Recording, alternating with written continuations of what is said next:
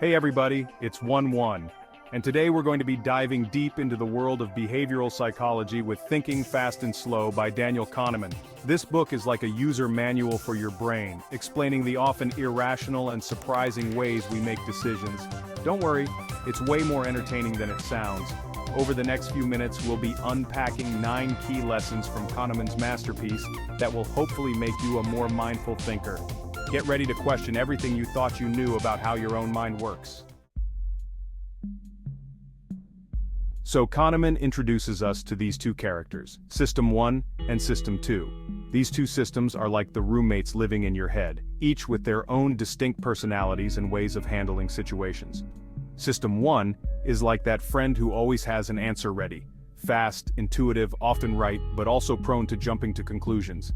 Imagine you're at a trivia night, and a question pops up. Without much thought, you blurt out an answer. That's System 1 at work. It's the reason you can dodge a ball thrown at you without really thinking about it. Your reflexes kick in, and you move out of the way almost instinctively. This system is all about speed and efficiency. System 2, on the other hand, is more deliberate, analytical, the one who actually reads the instructions before assembling furniture. Picture yourself trying to put together a complex piece of IKEA furniture. You take your time, read the manual, and carefully follow each step. That's System 2 in action. The problem is, System 2 is kind of lazy, and it gets tired easily. It requires a lot of mental effort and energy to function, so it often takes a back seat unless absolutely necessary. Think about how exhausting it can be to solve a difficult math problem or make a tough decision. Most of the time, System 1 is calling the shots, which is fine, except when it isn't. For everyday tasks and quick decisions, System 1 is your go-to, but when the stakes are high, relying solely on System 1 can lead to mistakes. And that's where things get really interesting. The interplay between these two systems shapes our thoughts, decisions, and actions. Understanding when to engage System 2 can make a significant difference in our lives. It's about finding the right balance and knowing when to slow down and think things through. Because our brains are efficient, not necessarily accurate, they rely on these things called cognitive biases, mental shortcuts that simplify information processing but can lead to systematic errors in thinking. For example, confirmation bias is our tendency to favor information that confirms our existing beliefs, even if those beliefs are wrong. It's like only watching one news channel because it reinforces what you already think about the world. The thing is, we all have these biases, and they influence our decisions more than we realize. Ever notice how after a shark attack makes headlines, everyone's suddenly afraid to go in the ocean? That's the availability heuristic at work. Our brains tend to overestimate the likelihood of events that are easily recalled, vivid, or recent. So, even though statistically you're far more likely to die in a bathtub than from a shark attack, that one terrifying image of a shark fin sticks with you. The availability heuristic explains why we worry about the wrong things, make decisions based on incomplete information, and buy lottery tickets even though we know the odds are against us. Chapter 4. Loss Aversion. The Power of Owning Nothing. Imagine this. You're offered a bet. You have a 50% chance of winning $100 and a 50% chance of losing $100. Would you take it? Most people wouldn't. Why? Because we hate losing more than we like winning. This is called loss aversion. Kahneman argues that the pain of a loss is psychologically twice as powerful as the pleasure of an equivalent gain. This explains why we cling to things we own, even if they're not valuable, and why we're so reluctant to take risks. Chapter 5. The Anchoring Effect, the Power of the First Number. Let's say you're trying to guess the population of Tokyo. Tokyo is a bustling metropolis, a city that never sleeps, filled with millions of people, businesses, and endless activities. I give you a completely random number, 10 million. Now take a guess. This number, although arbitrary, will likely influence your estimate. Chances are your guess will be closer to 10 million than it would have been if I hadn't given you that initial number. That's the anchoring effect. This phenomenon shows how our minds latch onto the first piece of information we receive, using it as a reference point for all subsequent judgments.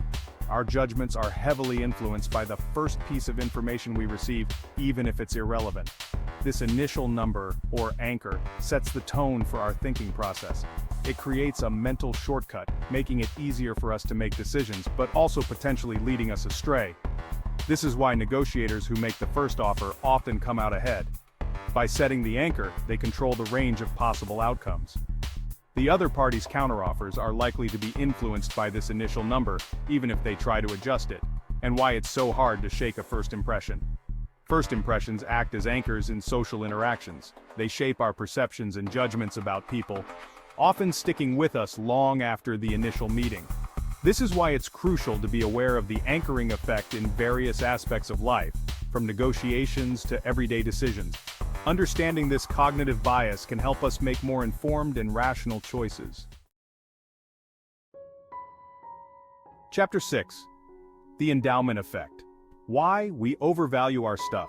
Remember that coffee mug you got for free at a conference? You probably don't use it, but you wouldn't dream of selling it for less than $5, right? That's the endowment effect. We place a higher value on things we own simply because we own them. This irrational attachment to our possessions explains why it's so hard to declutter, why we overprice things when we sell them, and why we hold on to losing investments longer than we should. Chapter 7. Framing how you say it matters. Imagine you're a doctor telling a patient they have a 90% chance of surviving surgery. Now imagine telling them they have a 10% chance of dying. Same information, different emotional impact. That's framing. The way information is presented, the words used, the context, all of it influences our choices, even if the underlying options are identical. This is why marketers are masters of framing, using language to nudge us towards a desired outcome. Chapter 8. The Planning Fallacy, Why We're Always Late. Remember that time you said you'd finish that project by Friday, and then it was Sunday, and you were still up to your eyeballs in it? Yeah, that's the planning fallacy. We consistently underestimate the time, effort, and resources needed to complete tasks, even when we have past experience to tell us we're being overly optimistic. This explains why projects go over budget, deadlines are missed, and we're always rushing to catch up. Chapter 9. The Hindsight Bias. The I knew it all along phenomenon. After an election, it always feels like the outcome was inevitable, right? Like, of course, that candidate won. The signs were all there. That's hindsight bias. Once an event has occurred, we tend to overestimate our ability to have predicted it. This makes us feel smarter than we are. But it also prevents us from learning from our mistakes. If we believe we knew it all along, why would we change our approach next time? Outro: Thinking About Thinking.